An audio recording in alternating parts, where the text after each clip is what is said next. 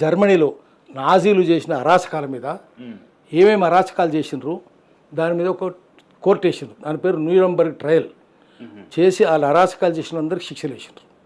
అట్లాంటివి చేసినరా. ఒకటి సౌత్ ఆఫ్రికాలో శ్వేతజాతి దురహంకారులు నల్ల తౌలను అందరినీ చంపేసినారు ఘోరంగా.